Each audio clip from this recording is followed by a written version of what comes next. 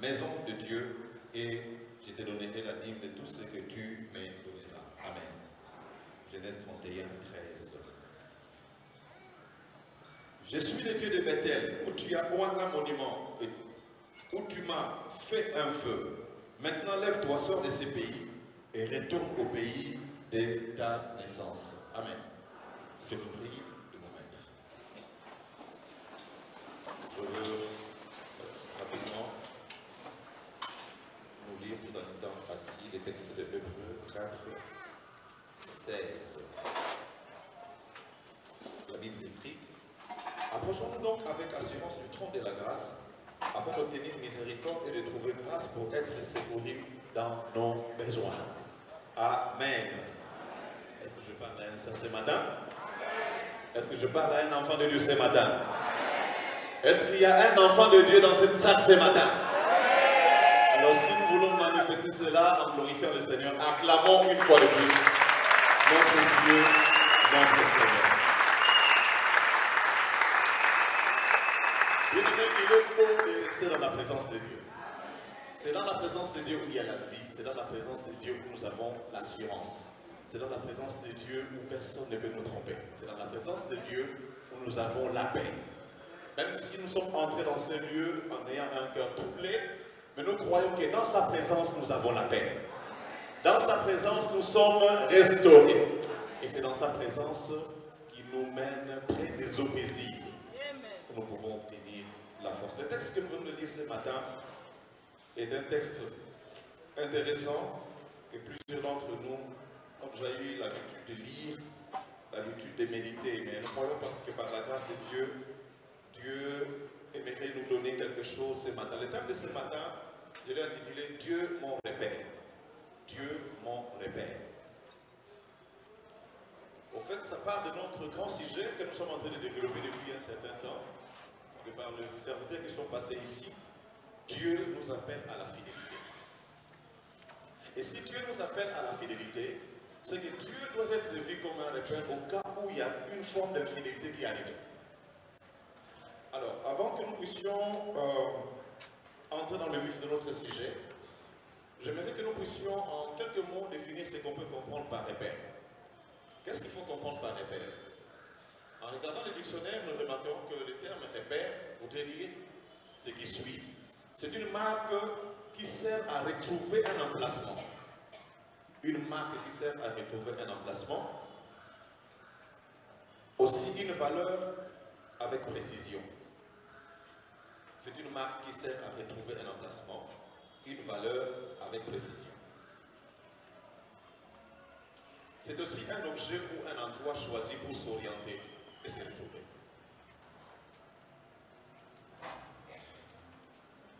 Objet ou endroit choisi pour s'orienter ou se retrouver. Alors, revenons dans notre texte pour ne pas papillonner. Le texte que nous venons de lire nous montre Jacob en fuite. Jacob n'est pas tranquille. Quand vous remontez un peu le verset qui vient avant ce que nous avons lu, vous remarquerez que la raison de sa fuite, c'est parce qu'il a eu à voler la bénédiction de son frère. Comme c'est le disait ça. Ésaü était en colère contre lui. Et quand vous lisez, vous allez remarquer que Ésaü s'est dit, je ne veux pas intervenir maintenant, sinon je risque de déranger mon père, Isaac. Je vais laisser passer le temps. Peut-être que Isaac disparaît d'abord, Isaac se repose en paix, et alors je vais m'occuper de mon frère. Et lui et sa mère comprennent la chose. Il a trouvé qu'il ne fallait plus rester là. C'est comme ça qu'il va commencer son voyage. Il quitte de l'endroit où il était, pour aller à un autre endroit. Et probablement, quand vous lisez les textes, vous allez voir que c'était chez Laban, son oncle, le frère à sa mère. Et cette histoire est en train de se produire pendant qu'il est en train de marcher, pendant qu'il quitte là où ils étaient en Canaan pour aller vers son oncle. C'est en cours de chemin qu'il va rencontrer un obstacle. Le premier obstacle qu'il rencontre, c'est la nuit qui arrive, le soir. Et parce qu'il fait nuit, on est dans le désert, on ne peut plus progresser, on ne voit plus rien. Il y a un obstacle naturel qui le bloque pour qu'il ne puisse pas évoluer. Vous savez, dans notre marche marche chrétienne, il y a beaucoup d'obstacles spirituels, mais aussi physiques, qui peuvent nous bloquer pour que nous ne puissions pas évoluer et aller peut-être à un endroit où le Seigneur nous attend. Mais ma prière ce matin, que le Seigneur enlève cet obstacle afin que tu puisses avancer et faire avancer le royaume. Est-ce que vous partagez cet avis avec moi? Beaucoup de gens sont tombés dans des sortes d'incapacités où ils savent qu'ils peuvent faire quelque chose, mais ils ne parviennent pas à faire ce qu'ils doivent faire ou ce que le Seigneur attend d'eux. Pourquoi? Simplement, il y a des obstacles qui se sont présentés dans leur vie, qui les empêchent d'évoluer. Ceux qui étaient avec nous ici le mercredi, je lui ai ouvert une porte en parlant de notre sujet que nous avons développé. Il faut détruire l'autel du mauvais roi de ta famille. Dans nos familles, il y a ce qu'on appelle le roi, des personnes, des ancêtres, des grands-parents, arrière-grands-parents, qui ont eu à faire des cultes aux démons. Et en faisant ces cultes, ils ont sacrifié les générations futures. Et toi, tu fais partie de ces générations. Tu vas au travail, mais ça ne va pas. Tu ne fais que passer par des échecs. Là où les choses devaient être faciles, abordables, mais pour toi, ça paraît compliqué. Cela ne voudrait pas dire que tu vis dans les péchés nécessairement. Non. Mais il y a quelque chose qui est attaché à ton sang qui te suit et qui t'empêche d'évoluer, qui t'empêche de quitter une étape pour passer à une autre étape. Mais pose-toi toujours la question, pourquoi chaque fois que tu as une promotion, que tu as un travail, mais quand tu arrives à l'endroit où tu dois travailler, il n'y a plus rien? Est-ce que vous partagez là? Il n'y a plus rien, comme le disent certaines personnes, il n'y a plus de gâteaux. Et il suffit simplement de quitter. Celui ou celle qui vient après toi prospère. On se pose mille et une questions. Une fois, on peut passer, deux fois, trois fois. Mais après, on se dit, il y a quelque chose qui ne va pas. Et finalement, on avance, on avance. Mais pourquoi? Parce que dans certaines familles, il y a des lois établies. À tel âge, on ne peut pas se marier. À tel niveau, on ne peut pas progresser. On ne peut pas passer telle classe. On ne peut pas, on ne peut pas. Je répète, je ne saurais pas faire encore un long discours sur ce qui était dit le mercredi. Mais dès que vous découvrez ça, la chose à faire, c'est de prier. C'est d'aller près du trône. C'est de prier pour chercher la face de Dieu. Revenons dans notre histoire. Jacob se retrouve devant ses problèmes. La Bible nous dit qu'il s'est couché. Il ne pouvait plus progresser, il va dormir. Mais pendant qu'il dort, c'est lui qui contrôle la nature apparaît. Pendant qu'il se repose, pendant qu'il se dit, je ne sais pas si Ésaü viendra me trouver ici pour me tuer, pendant ce temps-là, Dieu, le Tout-Puissant, le Dieu de la Bible, le Dieu créateur des cieux et de la terre, le Dieu qui contrôle tout, le Dieu le Tout-Puissant apparaît. Il vient les rencontrer. Et c'est dans un rêve. Il voit une échelle, pardon, et puis, sur cette échelle, il y avait le mouvement des anges. Certains descendaient et d'autres étaient en train de monter. Et c'est pendant que ce mouvement se faisait qu'il y avait aussi une adoration et il va entendre Dieu lui dire des choses. Je suis avec toi. Je vais être avec toi. Je ne veux pas t'abandonner. Je serai avec toi. Je veux faire en sorte que tout ce que j'ai dit puisse s'accomplir et faisait derrière ça pour surveiller. Ça, c'est justement, je suis en train de paraphraser simplement ce que Dieu, l'Éternel, est en train de dire. C'est sur base de ces paroles que Joseph va se réveiller. La première des choses, il s'est dit, je ne savais pas que cet endroit était redoutable. Je ne savais pas qu'à cet endroit, je peux rencontrer l'Éternel. Je dis à quelqu'un, peu importe là où tu es, mais que l'Éternel vienne te rencontrer là où tu es. Vous savez, il y a une réalité que nous devons dire dans ce que nous appelons le christianisme. Dans d'autres religions, les gens vont vers leur Dieu.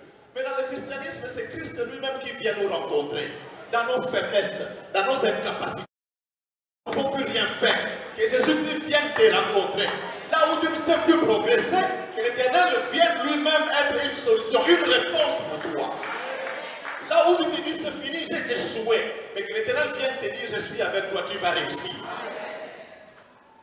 Je suis avec toi, tu vas réussir.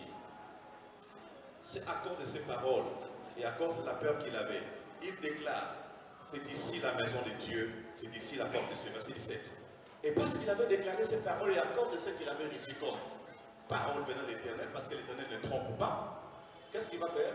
Il va donner une offrande, il va élever un autel en rapport avec ce qu'il avait. Par rapport au désert, il va prendre son chevet ou la pierre qu'il a utilisée comme coussin, et puis il va l'utiliser comme monument, et puis il va verser de l'huile sur le sommet. Parce que c'est ça qu'il avait. Dans le désert, on n'est pas stable. Dans le désert, on a les minimums. Dans le désert, on n'a pas une vie qui nous permet d'avoir tout ce qu'on peut avoir. Mais c'est dans ces conditions-là de manque que Jacob est en train de donner à Dieu. Est-ce que quelqu'un me comprend? Toi, laisse-moi te poser une question ce matin. Est-ce que tu es stable dans ta vie? Est-ce que tu es dans le désert ou bien tu es dans une stabilité? Sur le plan sanitaire, sur le plan financier, sur le plan, on peut citer tant de domaines en cet endroit. Mais je me pose la question, dans ta relation avec le Seigneur, est-ce que tu peux dire que je suis stable dans tel domaine? Et si je suis stable, qu'est-ce que je suis capable de faire pour ce Dieu qui m'a rendu stable?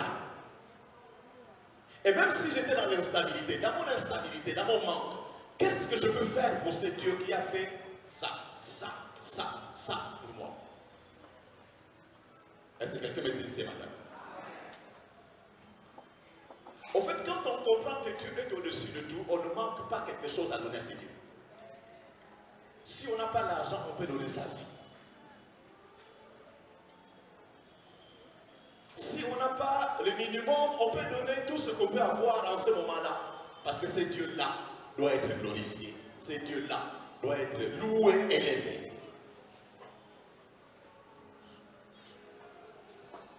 L'histoire progresse. Il ne faut pas s'arrêter simplement à faire une offrande, mais nous voyons aussi dans les textes qu'il va faire même un vœu. Et c'est la partie qui m'intéresse là, le plus. Au verset 20, il dit, si Dieu est avec moi, parce qu'il a donné le nom de Luz, de Bethel, pardon, à la place de Luz. Bethel qui voudrait dire maison de Dieu. J'ai vu Dieu ici, c'est sa maison. Et parce que c'est sa maison, voici donc la déclaration que je vais faire, le vœu que je fais à l'Éternel.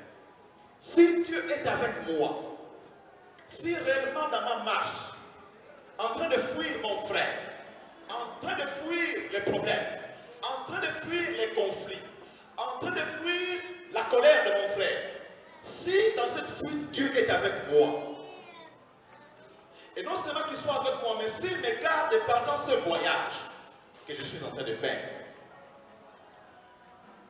pas seulement ça, mais s'il me donne aussi du pain, s'il pourvoit à mes besoins, s'il me donne de quoi manger, s'il me donne de quoi me vêtir, si Dieu passe par toutes ces choses, alors le Dieu qui m'a parlé, c'est Dieu que je vais te servir par l'adoration, il sera mon Dieu. Est-ce que quelqu'un me comprend? Ça dit que par cette phrase, Jacob est entré dans une dimension très importante parce qu'il avait compris une dimension de Dieu. Bien aimé, on ne peut pas servir Dieu. On ne peut pas prendre son argent et donner à Dieu.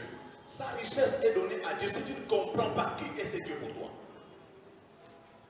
Souvent, beaucoup d'entre nous nous arrêtons parce que nous ne savons pas qu'est-ce que ce Dieu est capable de faire pour nous. Et où ce Dieu est capable de nous mener. Souvent, notre assurance, c'est ce que nous avons.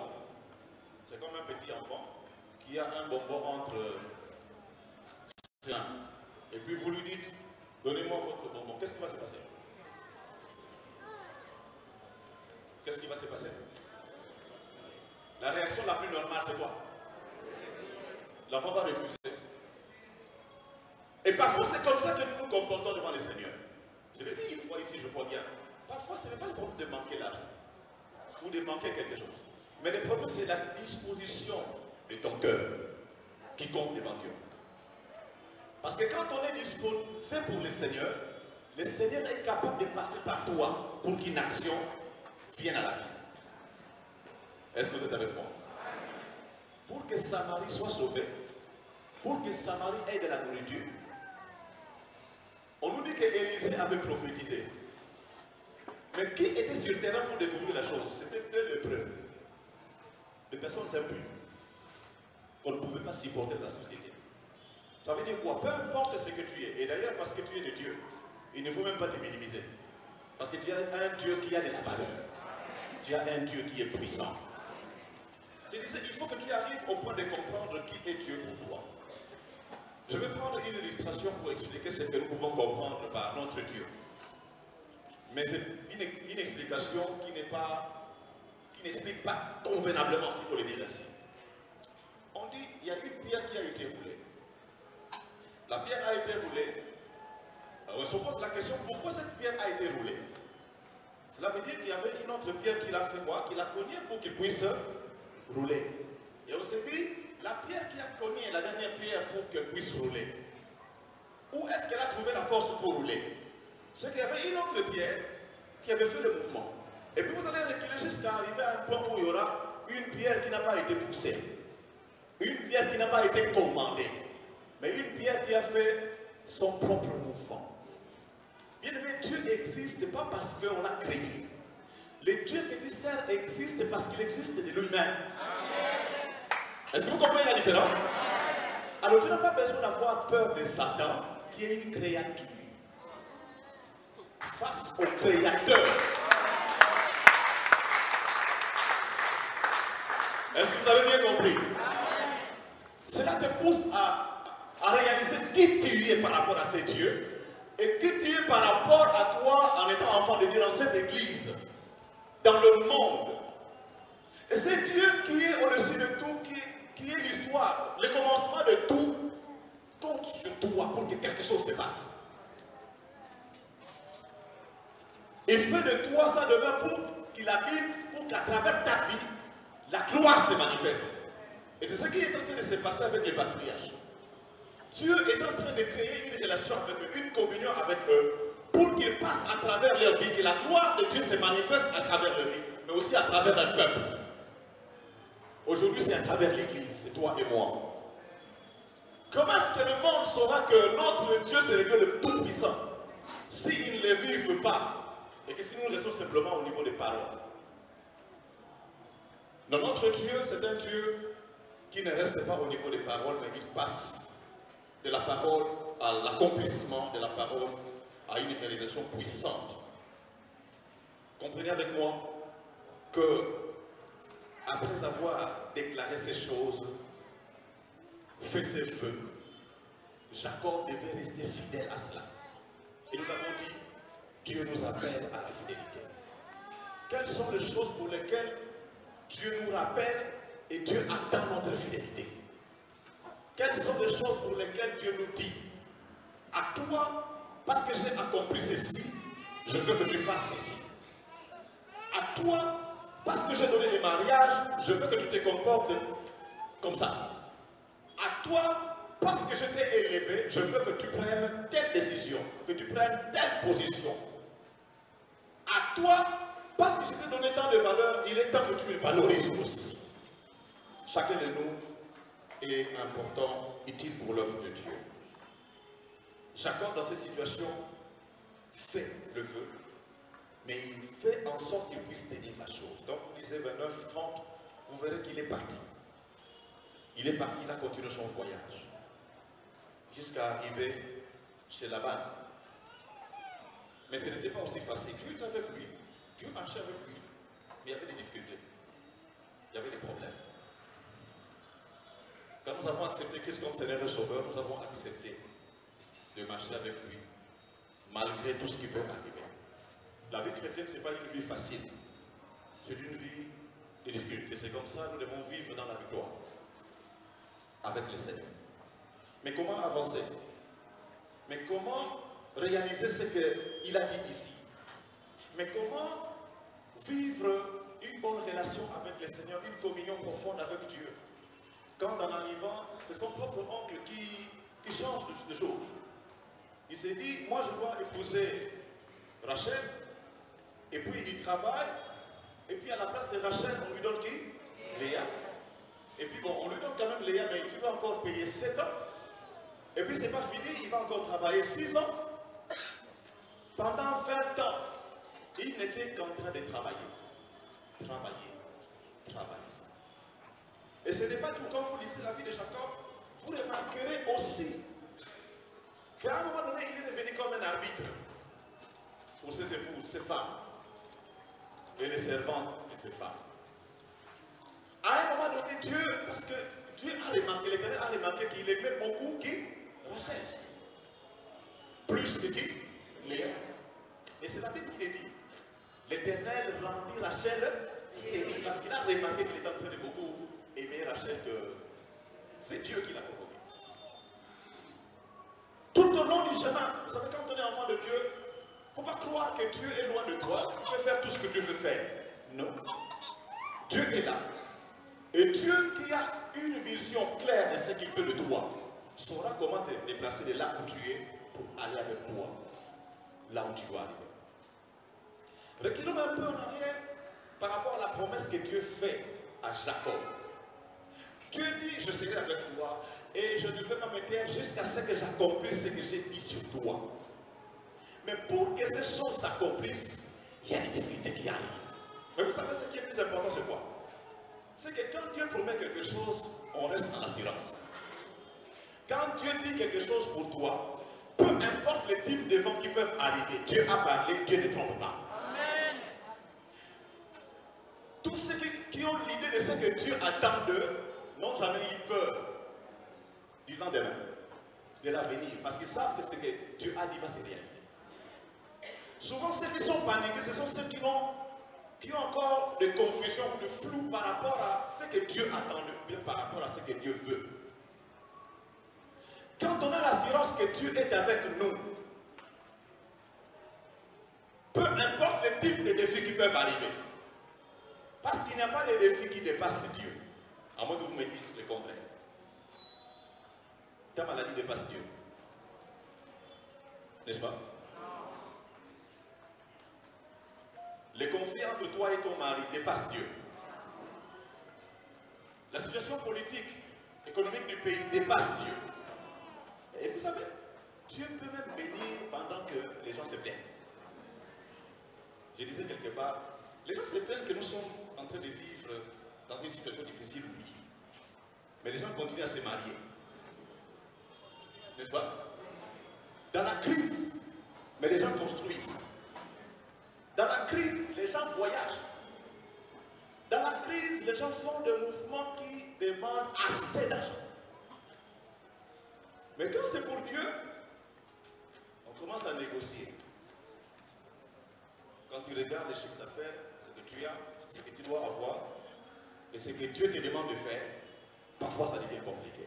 Mais aussi Dieu ne viendra pas nécessairement te parler comme ça. Un peu, Jacques par exemple, je veux que tu prennes tout l'argent que tu as qui te donne. Non, Dieu passe par des gens.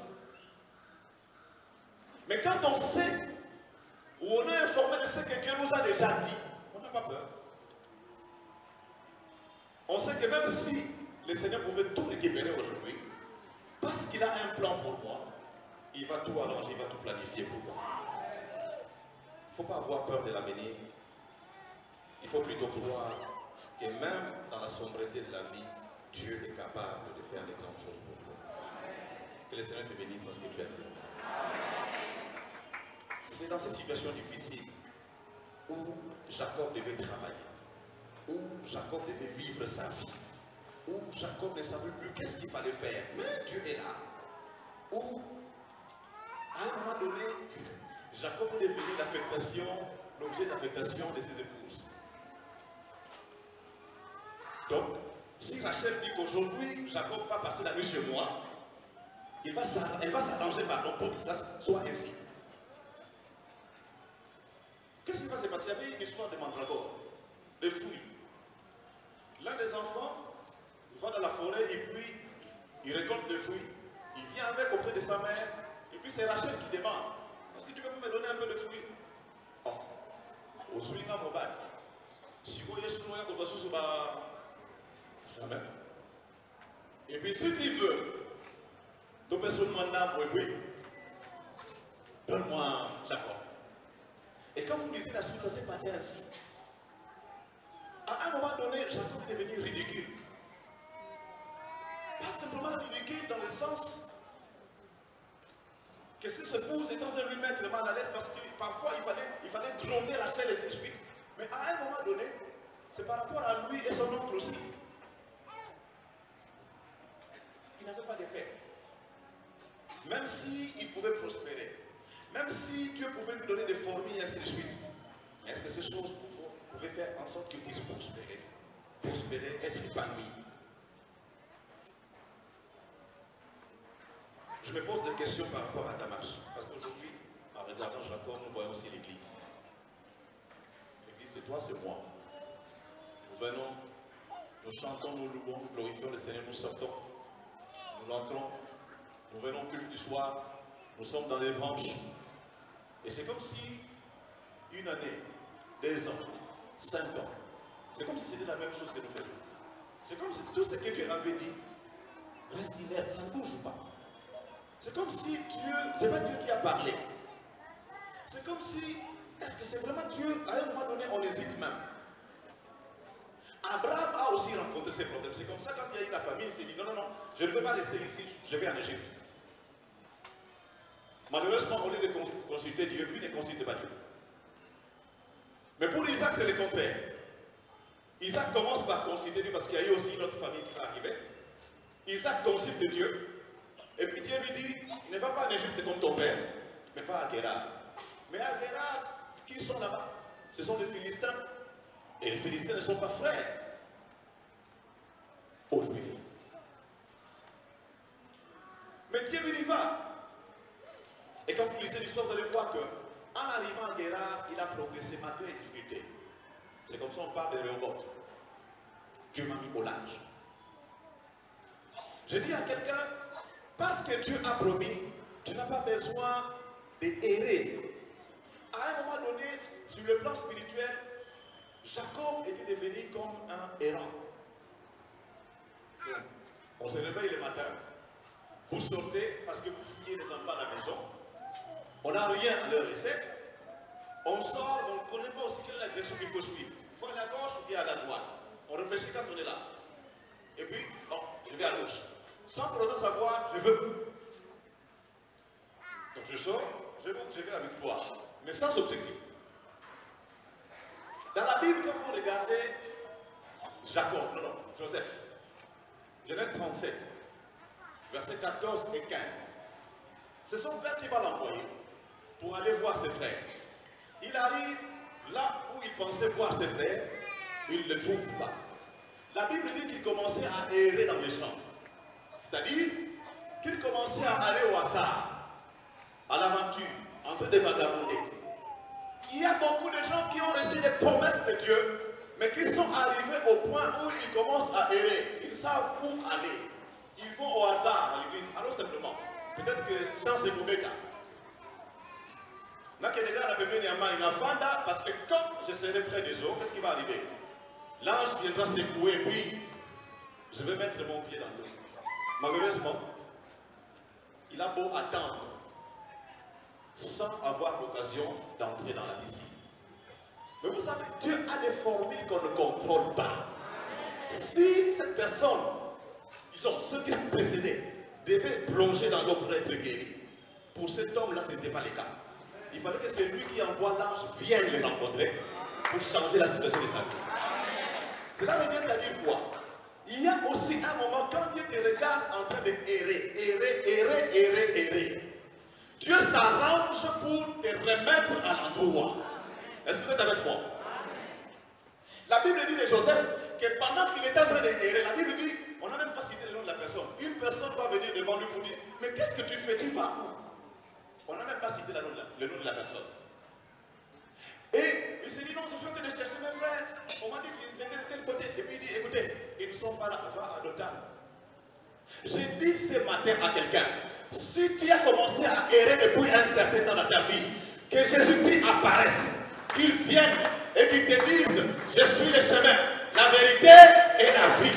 Celui qui voudrait rencontrer le Père passe par moi. Point de besoin d'errer parce que Jésus-Christ est là. Point de besoin d'errer parce que Jésus-Christ a promis. Point de besoin d'errer parce que les promesses de Dieu ne trompent pas. Il est toujours fidèle derrière sa parole pour l'accomplir. Je dis à quelqu'un, même si ces promesses ont traîné, attends ces promesses. Attends l'accomplissement de ces promesses. Parce qu'il finit toujours par payer. Ceux qui cherchent l'Éternel comprennent que l'Éternel est le rémunérateur de ceux qui le cherchent. Peu importe le type de problème que tu rencontres, maladie, discussion en famille, perte ou quelque chose, crois que l'Éternel est capable de te le rembourser au centuple. Il est capable de restaurer ta vie juste en disant un mot et la chose finira par s'accomplir. Que personne ne puisse t'arrêter dans ta foi chaque fois que tu sens que tu commences à errer.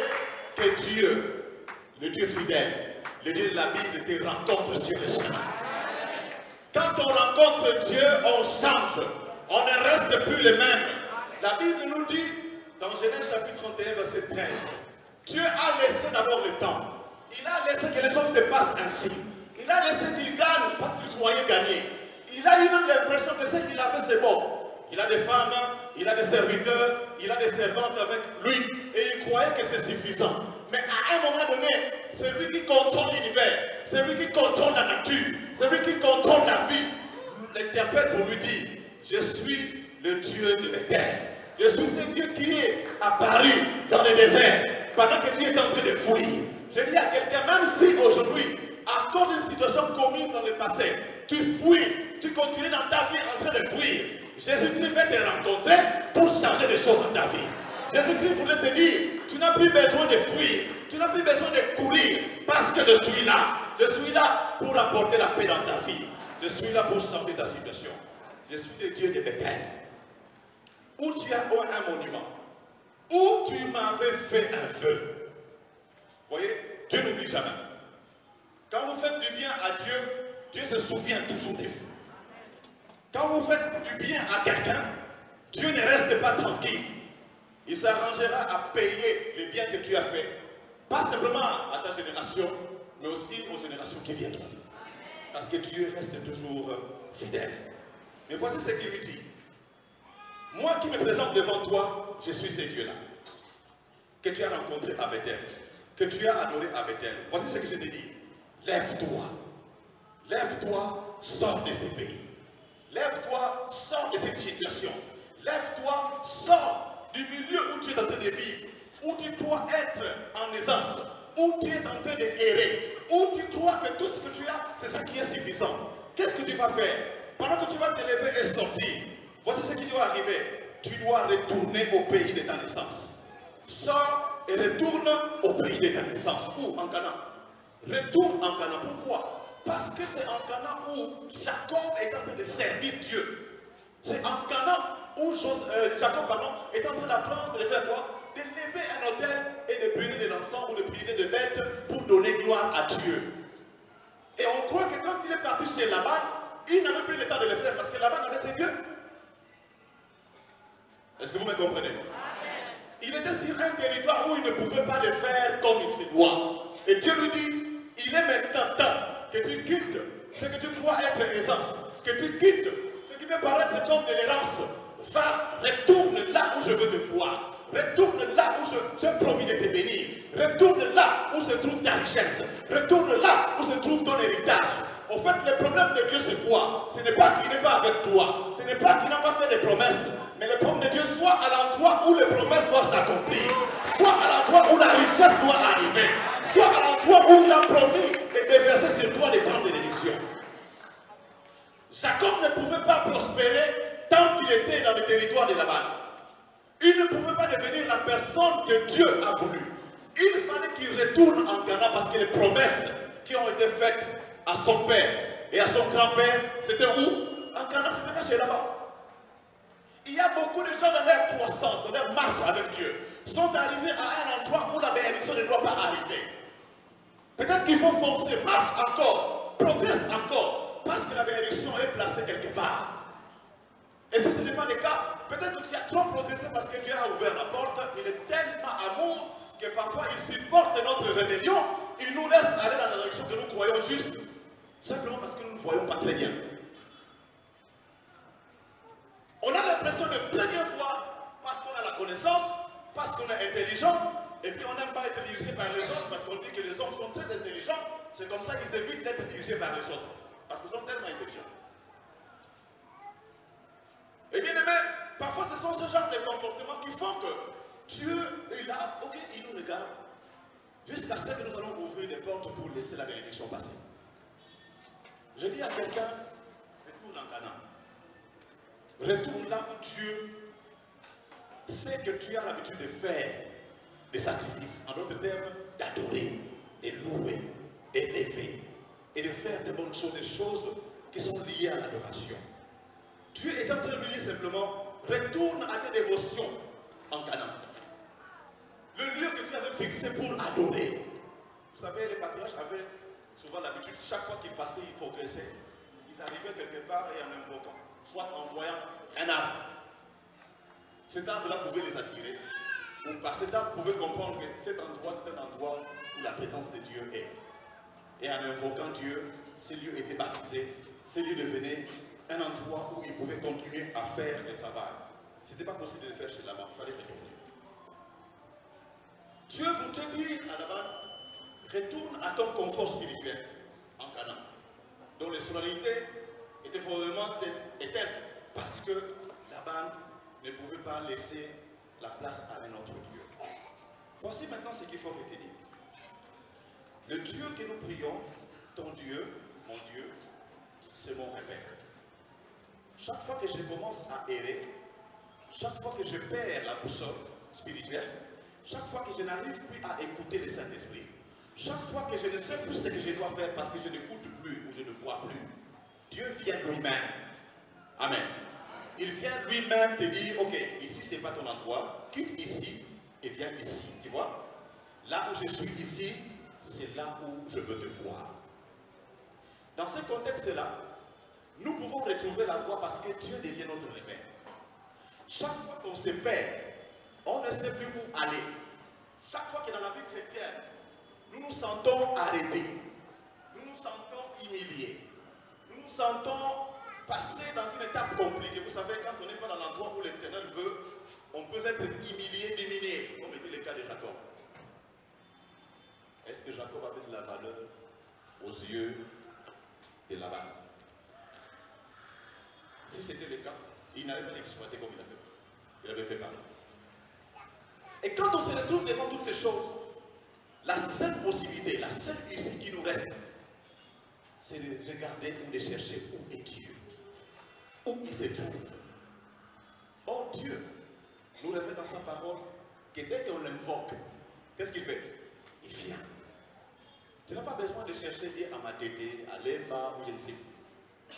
Mais dès que tu l'invoques, qu'est-ce qu'il fait? Il se manifeste. Dès que tu l'appelles, il vient. Dès que tu dis, Seigneur, j'ai besoin de toi, tu cries au secours. La Bible dit qu'il vient. Il se manifeste, c'est un appui. Au moment de la détresse, il est là. Quand nous ne savons plus où aller, Dieu n'est pas loin, il est là. Voilà pourquoi cette semaine, la semaine qui vient, on nous donne cette possibilité d'entrer, de rencontrer Dieu devant son trône de grâce. Pour que nous puissions être comme Dieu le veut. Tu peux tout oublier, mais retiens simplement que ton Dieu, c'est le Dieu des repères. Chaque fois que tu ne sais plus où aller, cherche Dieu. Invoque Dieu. Ce message, c'est un message qui va droit à tout un chacun de nous. Pas simplement à cause du travail que nous faisons à l'église, mais aussi à cause de la vie que nous menons en famille, en tant que père, de la vie que nous menons en tant que mère, des responsabilités que nous avons ailleurs. Ça veut dire que ça concerne le domaine de nos vies. Dieu te dit encore ce matin qu'il est ton repère. Il te rappelle l'engagement que tu avais pris. Il te rappelle que tu avais dit que tu donnerais ta vie au Seigneur, que tu seras comme ça, que tu vas marcher comme ça. Tu avais dit, tu avais promis. Et il te rappelle ce matin. Je vais nous dire en tant qu'Église, nous sommes en train de marcher, nous continuons à faire notre marche. Mais je me suis posé la question en mettant ce texte. Où en sommes-nous? Ça fait combien d'années depuis que PEFCA existe? Ça fait combien d'années? 30 ans.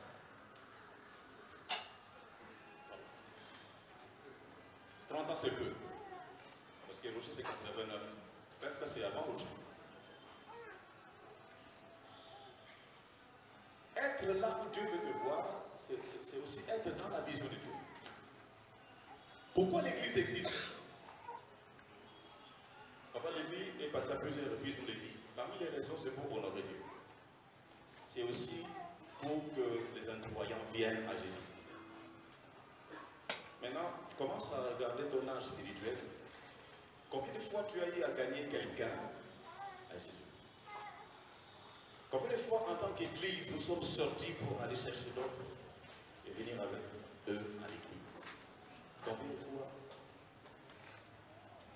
Mais nous envions les autres églises. Oh, l'église Jean-Nicolas, mais il faut le travail. Est-ce que vous êtes avec moi? Il faut le travail. Écoutez, cesse de te minimiser parce que tu as des capacités que tu n'as pas encore exploitées. Tu as des choses que Dieu a mises en toi que tu n'as pas encore touchées. Mais si tu laisses simplement Dieu te mener là où tu dois être, tu vas te donner de ce que tu vas faire toi-même avec Dieu. Tu vas te donner toi-même. Pendant toutes ces années, quelle a été notre marche? Combien de fois nous avons implanté? Combien de fois?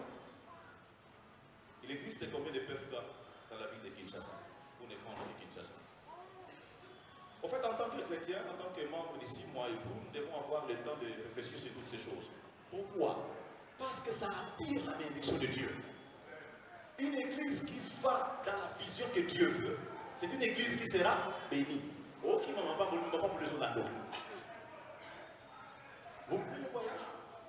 Vous voulez réussir dans vos affaires? Faites la vision de Dieu. Vous voulez monter dans des responsabilités? Faites la vision de Dieu. Ici, il n'est pas question d'âge. Non. C'est un problème de ton cœur et Dieu. Quand on sait, on connaît la valeur de ces dieux, on aime ces dieux, on veut les servir, on l'adore, on ne s'arrête devant rien pour lui. On force. Mais à un moment donné dans nos églises, c'est comme si l'affaire de gagner les âmes, c'est l'affaire des pasteurs. Nous venons, nous regardons et puis nous battons.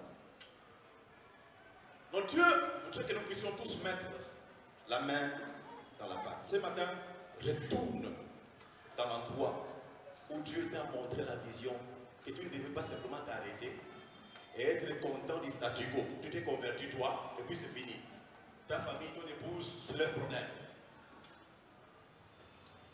Et parfois même juste à tes côtés, ton voisin, ton colocataire ne connaît même pas le Seigneur.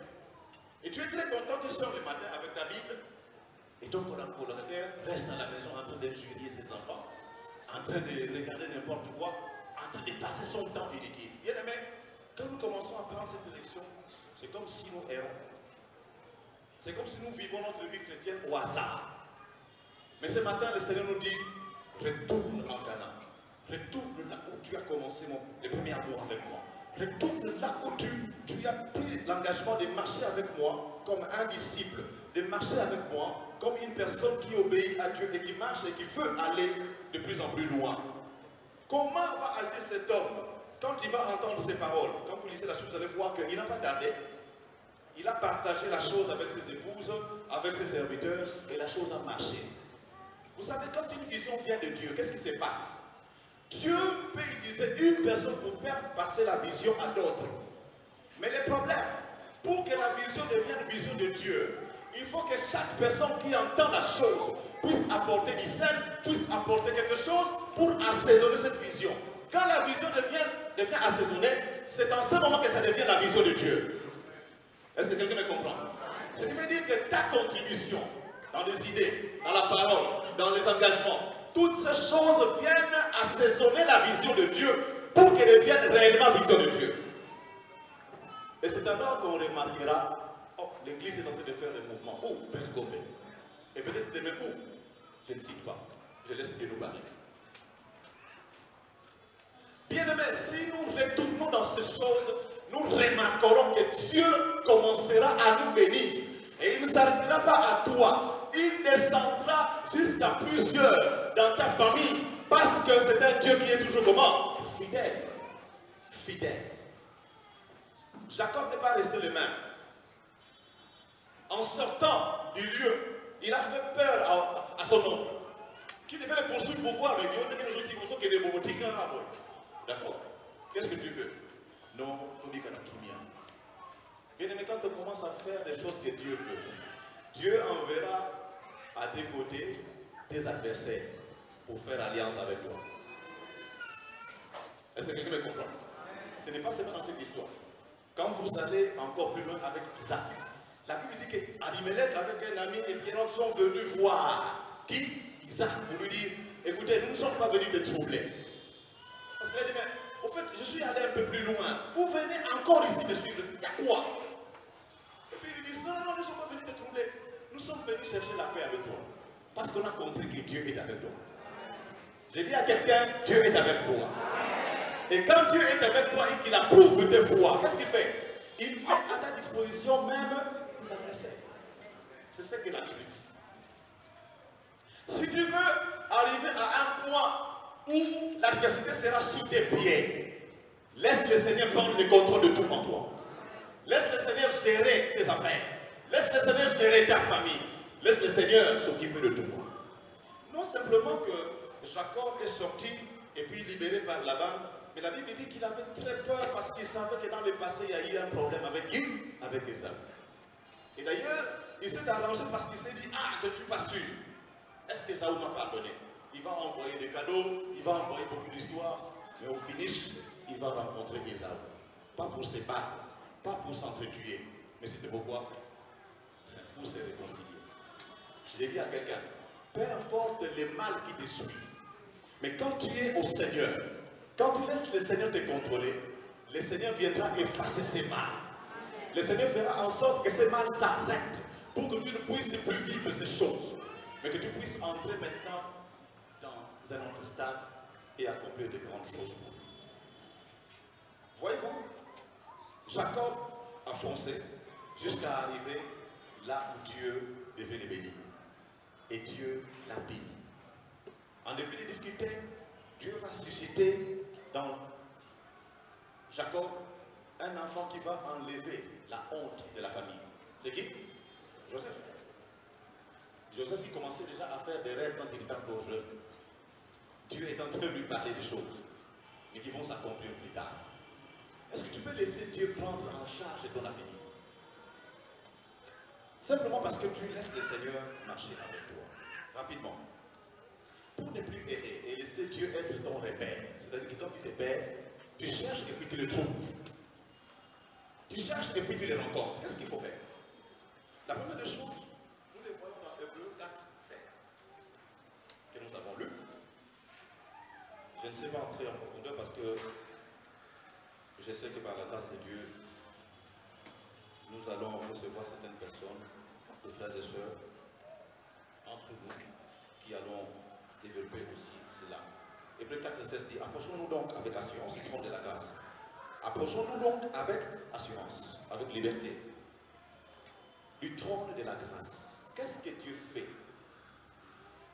Par sa grâce, suivez-moi très bien, par sa grâce, qu'est-ce que Dieu fait? Dieu nous donne ce que nous ne méritons pas. Est-ce que vous me comprenez? Par sa grâce, il nous donne ce que nous ne méritons pas. Nous ne méritons pas le salut. Nous ne méritons pas la bénédiction. C'est clair? Nous ne méritons pas ça. Mais par sa grâce, il nous les donne. Quand vous poursuivez le passage, la Bible dit, afin d'obtenir miséricorde, et puis la grâce s'ajoute encore. C'est-à-dire que tu es là devant le trône de la grâce où tu peux trouver ce que tu ne mérites pas, mais Dieu te le donne. Mais quand tu commences à t'approcher, il y a la miséricorde qui apparaît. Qu'est-ce que Dieu fait? Dans sa miséricorde, Dieu ne nous donne pas ce que nous méritons. Amen. Est-ce que je me fais comprendre? Je disais par la grâce, Dieu nous donne ce que nous ne méritons pas. Mais dans sa miséricorde, il ne nous donne pas. Ok? Il ne nous donne pas ce que nous méritons. Qu'est-ce que nous méritons? La mort, la condamnation. Mais Dieu, dans sa miséricorde, il ne nous le donne pas. Ça veut dire que si nous sommes ce que nous sommes aujourd'hui, c'est par là la grâce de Dieu. Et la grâce de Dieu doit nous pousser à ne pas pécher. La grâce de Dieu doit nous pousser à renoncer au mal. La grâce de Dieu doit nous pousser à nous éloigner de tout ce qui nous sort de la vision de Dieu. La grâce de Dieu doit nous pousser à comprendre qui nous a appelés et comment nous devons le servir. Qui nous a appelés et comment nous devons demeurer fidèles à lui. Qui nous a appelés et comment nous devons l'honorer. Qui nous a appelés et comment nous devons rester attachés à lui. Je dis à quelqu'un ce matin, reste attaché à Dieu. Sache que ce que tu as, c'est par grâce que tu l'as. Ce que tu devais mériter dans sa miséricorde, il refuse de te le donner. Simplement parce qu'il t'aime. Et quand on comprend la grâce de Dieu, on refuse de pécher. Quand on comprend la valeur de la croix, on se dit on ne fait pas n'importe quoi. Quand on comprend la valeur de la croix, c'est-à-dire le sang qui a coulé pour que tu sois pardonné, on ne fait pas n'importe quoi. C'est comme ça que vous remarquerez que quand Christ reviendra, il n'y aura pas de pardon. Parce que son sang a coûté cher. Cher pour nous. Ce n'est pas un sang humain, mais c'est un sang divin. Qui a coulé pour notre liberté. Ça, c'était la première chose. Vous approchez du trône dans la grâce parce que Dieu vous donne ce que vous avez, pas parce que vous le méritez. Mais dans la miséricorde, parce que ce que vous méritez, Dieu ne vous le donne pas. Jacques chapitre 4, verset 7. C'est la deuxième chose que je vais prendre, c'est dans la soumission. Si tu veux que Dieu reste ton repère, sois un homme soumis, une femme soumise à Dieu. La soumission, c'est... Il y a l'aspect de l'obéissance à l'intérieur. J'aime ce passage qui dit, soumettez-vous à Dieu.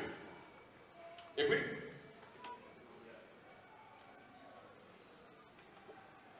soumettez-vous à Dieu.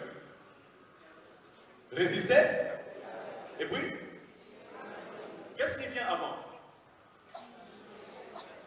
Satan n'a pas peur de notre col pastoral. Satan n'a pas peur des postes que tu occupes.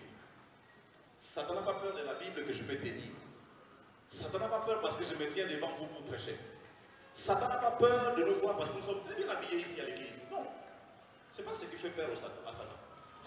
Mais ce qui fait peur à Satan, c'est ta soumission.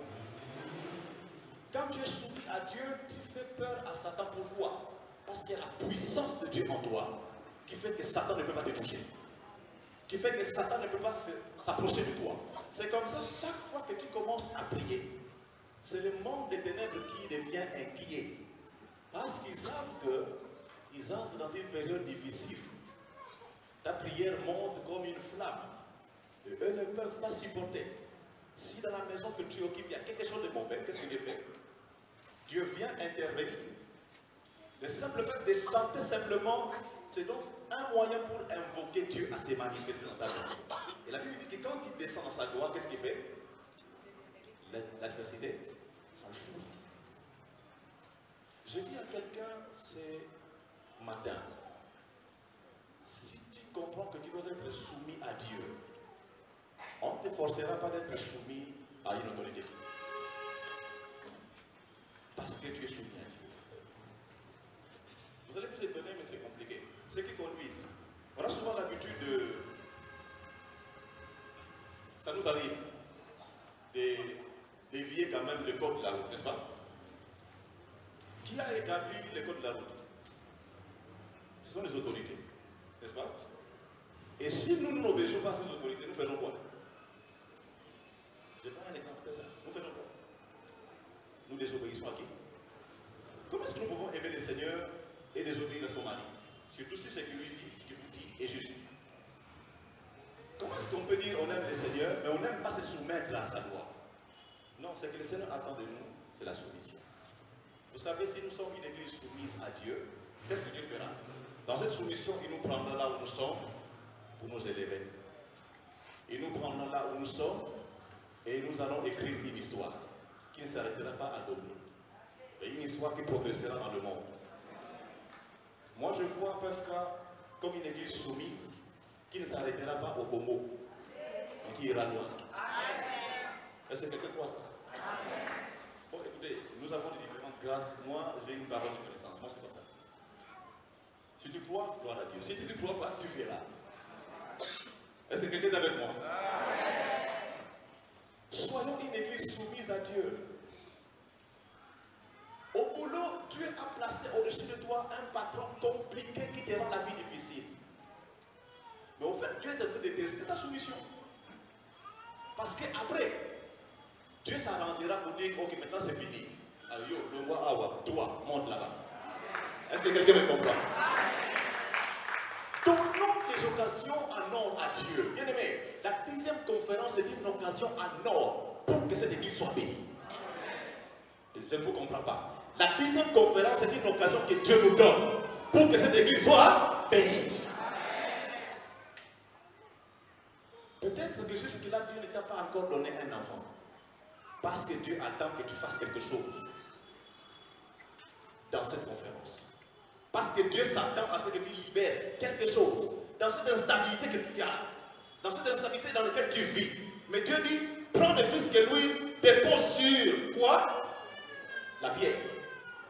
Ça ne représente rien pour toi, mais c'est quelque chose de grand pour Dieu. C'est tout ce que Dieu attend de toi. Cette volonté-là, cette soumission, cette envie de se rapprocher du trône. Car là, devant le trône, nous avons tout. Quand Dieu remarque que tu es soumis, alors, à comment libérer la Yémoko, à comment baisser, même ce que tu ne demandes pas, il donne. Je prie que dans ta soumission, que Dieu ouvre des portes de voyage. Je prie que dans ta soumission, que Dieu apporte la délivrance. Je prie que dans ta soumission, que Dieu sèche tes larmes. Je prie que dans ta soumission, que Dieu apporte des enfants dans ta famille. Je prie que dans ta soumission, que le mariage arrive. Je prie que dans ta soumission, que les pluies de bénédiction tombent sur toi. Je prie que dans ta soumission, que l'Éternel ouvre les prisons dans lesquelles tu te trouves. Je prie que dans la grâce de Dieu, je prie aussi que dans ta soumission, que le Dieu Tout-Puissant fasse des choses qui te surprennent agréablement. Le temps de Dieu n'est pas encore passé. Il y a Marie qui a compris et il a dit aux serviteurs, faites ce que le maître vous dit, faites ce que Jésus vous dit.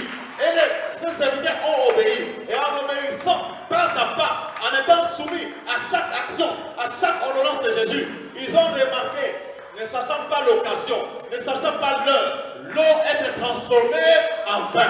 Ce ne sont pas les serviteurs qui ont remarqué cela. Mais c'est pendant que c'est lui, l'organisateur de la fête, est en train d'écouter. C'est lui qui a remarqué que l'eau était transformée en vin. Je dis à quelqu'un, dans ta soumission, Dieu a déjà commencé à apporter les miracles dans ta vie. Dieu a déjà commencé à apporter la guérison dans ta vie. Dieu a déjà commencé à apporter les ouvertures du travail dans ta vie. Dieu a déjà commencé à apporter le soleil pour que tes voies soient éclairées, pour que la prison cesse.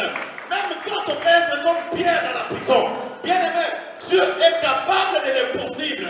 Il fera en sorte que même que les militaires, les démons, Satan lui-même ne remarquent pas que Dieu est en train d'opérer un miracle dans ta vie.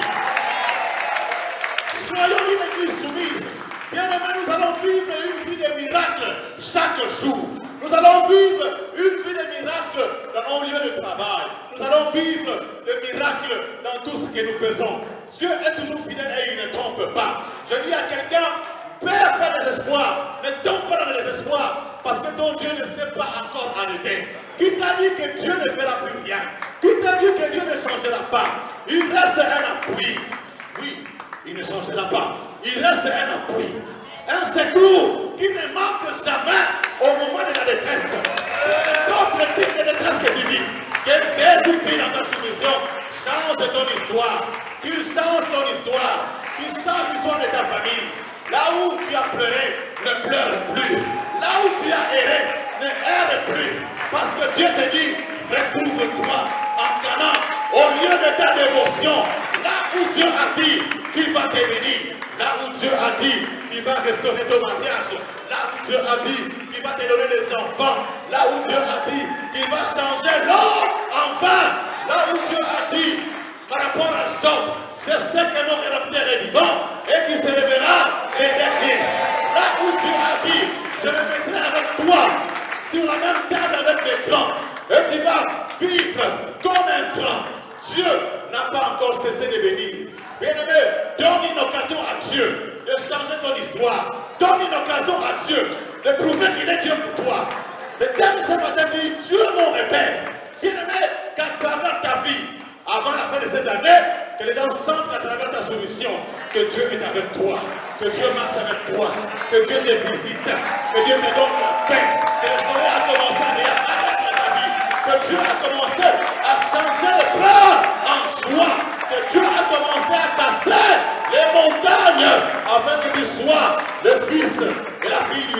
toi, dont Dieu n'aura jamais honte. Il ne permettra pas à ce que son nom soit humilié. Même en dernière minute, il se lèvera pour toi. Même quand les gens c'est fini, pour lui ce n'est pas encore fini. C'est la raison pour laquelle tous ceux qui restent soumis dans la prière savent voir la main de Dieu dans leur vie. Même quand Dieu ne répond pas encore, je disais à quelqu'un, deviens une folle, deviens un fou de la prière pour invoquer et pousser Dieu à produire l'impossible. Je vais m'arrêter par ceci. Vous savez, parfois l'église sont devenues un peu distraite. Pourquoi? Parce que nous sommes tombés dans une situation comme si le diable était un fou et nous nous retrouvons dans une rivière en train de nous baigner. Au Zugilamba, tu déposes ça à Libono, tu vas dans la rivière te baigner. Un fou vient prendre des vêtements. Tu vas répondre à la question. Tu vas sortir de l'eau ou pas? Oui ou non? Tu vas sortir de l'eau ou pas? Pardon? Tu vas sortir. Ok. Et si tu sors, tu vas rencontrer le fou. Qui est le véritable fou? Est-ce que quelqu'un m'a compris? C'est-à-dire que quand Satan sait que nous avons une voie de bénédiction que nous souvent avec l'Éternel, il doit nous distraire. Il va nous distraire pour que nous ne puissions pas suivre cette voie. Et au finish, son problème, ce n'est pas que nous puissions vraiment suivre la voie, mais que nous puissions manquer la bénédiction. Reste dans le zoo. Ne sors pas. Parce que si tu sors, les gens verront ta dignité. Et les gens diront que c'est toi le véritable fou. Reste dans l'eau. Crie au Seigneur. Le Seigneur agira. Si vous avez compris ce message, vous mettez le doigt. Ce matin, tu dis à Dieu, Seigneur, je viens auprès de toi, devant ton trône, de grâce, pour que je trouve grâce et miséricorde. Je reconnais que j'ai erré. Je reconnais que j'ai rejeté tes lois. Je reconnais que je suis allé un peu plus loin, loin de ta voix. Mais j'ai entendu ta voix. Comme tu as dit à Jacob, retourne. Je retourne. S'il y a une personne qui n'a pas reçu Christ comme Seigneur et Sauveur, ou qui voudrait renouveler son alliance, tombe là le beaucoup. Nous allons prier avec vous. Et vous qui croyez que vous êtes là avec le Seigneur, vous avez confiance qu'il marche avec vous. Vous priez pour dire à Dieu, Seigneur, merci de la marche. Et je vais continuer avec toi. Vous pour qui je demande de lever les mains, levez et restez là où vous êtes. Nous allons prier avec vous. Vous répétez ces paroles. Seigneur Jésus, je crois que tu es mon sauveur. Ce matin, je te donne ma vie. Fais de moi ton enfant. Pardonne mes péchés. Purifie mon cœur.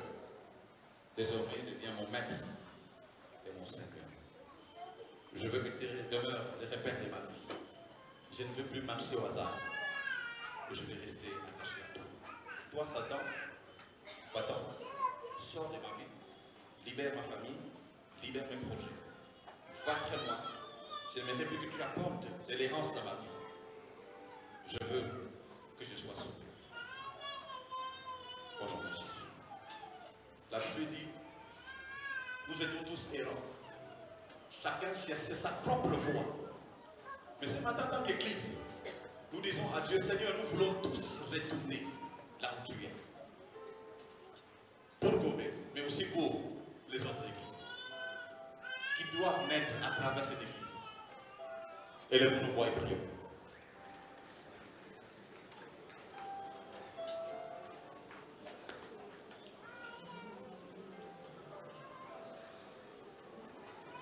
Élève la voix, bien-aimé.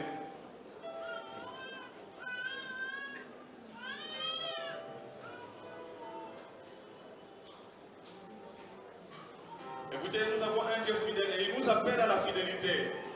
Maintenant, c'est ton tour de prouver que tu es fidèle ou tu veux être fidèle à Dieu. Dans ta manière de donner la dîme, dans ta manière de donner les actions de grâce par rapport à tout ce que Dieu fait. Dans ta manière de donner les différentes libéralités. Peut-être que tu as l'habitude de regarder les autres, mais ce matin, Tu dis à Dieu, Seigneur, je retourne à toi. Je retourne, j'ai entendu ta voix. À travers ce message, j'ai entendu que tu me parles. Ce n'est plus Jacob, mais c'est moi, Jacques. C'est moi, Richard. C'est moi, André. C'est moi, Mamie, à qui tu parles. J'accepte de retourner sur ta voie. J'accepte de retourner là où tu as promis de me bénir. Là où j'étais abandonné. Là où je me suis dit que ça me suffit. Je retourne à toi. Seigneur, tu es mon repère. Mon repère. Mon repère. Lève tes mains et tu dis à Dieu, Seigneur, par rapport à mes difficultés, mes problèmes, mes maladies, je viens auprès de toi, mon repère. Je suis assoiffé de toi, Seigneur. Change ma situation. Change mes pleurs en joie. Change mes montagnes en vallée. Ouvre la porte du travail. Donne la paix dans ma maison, la paix dans ma famille. Ce matin, Seigneur, restaure ma vie, restaure ma famille. Même s'il y a des sauterelles qui sont passées, consommées, mangées. Les gélettes sont passées. Seigneur, comme autrefois, restaure ma vie. Comme autrefois, donne-moi la santé. Comme autrefois, donne-moi des enfants. Prie, expose ton cœur devant le Seigneur. Père, j'ai besoin de toi. J'ai besoin de toi. J'ai besoin de toi. Je veux que tu circules librement à moi.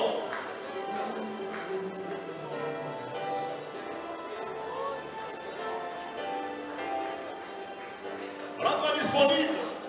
Que le Seigneur remplisse les vides que tu laisses. Que le Seigneur remplisse les vides laissés par le diable.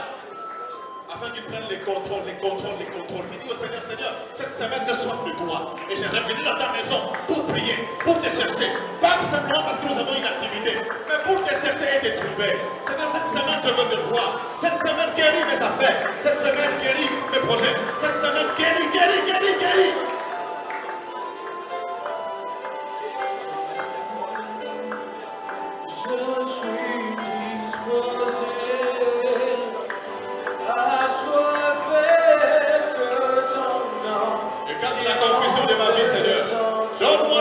Que jamais. Je suis disposé, assoiffé que ton action descende sur moi et je suis disposé, assoiffé que ton action descende sur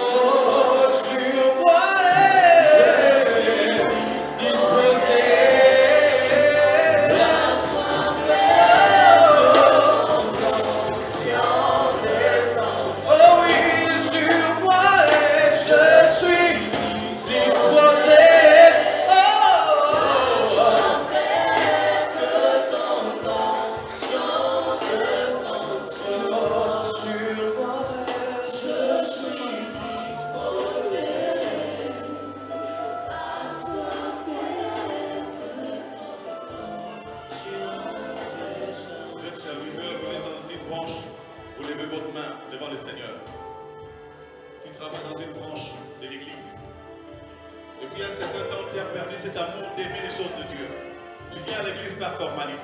Mais dis à Dieu, Seigneur, donne-moi la force.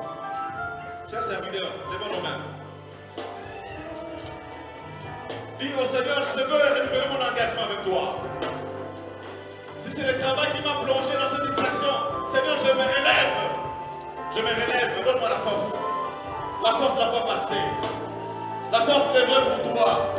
L'amour d'aimer ta parole. L'amour de partager ta parole. L'amour de venir à temps à l'église. L'amour de travailler pendant les heures de culte ou après les cultes pour toi. Remplis-moi encore de cet amour. Les ailes de ta maison me dévorent. Les ailes de ta maison me dévorent.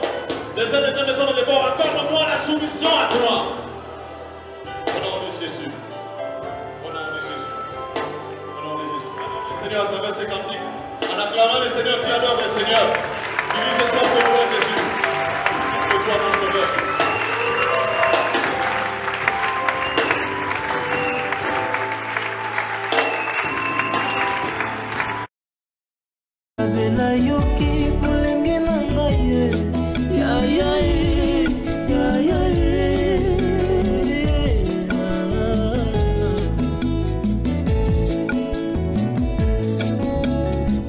nalobela yo kibolenge na ngai sala na ngai nyonso olingi kasi na suka nayebi te naza molongi. Alleluya. Nzela na yo edesevaka te.